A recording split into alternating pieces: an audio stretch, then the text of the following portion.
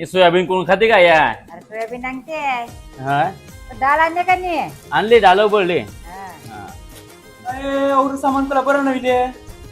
अरे आगोटीचं सामान आहे जकलं आहे. आगोट आगोट म्हणजे काय? अगोट म्हणजे पाणी पुराच्या अगोदर जगला सामान म्हणून घ्यायला लागते त्याला अगोट. मग काय? हा. काय करायचं अंगोट? पुऱ्या बळा नंतर शिकोला करा लागते. पापड, लोणचं, बोंबील, पेंडा. तर हे हा पावसाला या अशा अगोदर जे आपल्याला तयारी करायला लागते बाकी सामान अशी हा. त्याला सांगत आगोट. असं काय नाही, आता सामान आपल्याला भेटते. पहिला का हा सामान भेटायचं ना पावसाचे जावयाच्या सुविधा कमी अशा. मग लोक काय करायचं 4 महिने सामान जवळ आपल्याला एकत्र भरता येईल बघ तेवढं एकत्र भरायची, कारण पैसा कमी न. तो काय माहितीये का, पावसाळा जवळ आला का फादरनं आम्ही गरावर सरासो. गरावाशी कौलं चालवाशी. कौलं चालवाशी म्हणजे ती कौलं काढाशी, साफ करायची न पुन्हा कौलं टाकायची त्याच्यावर.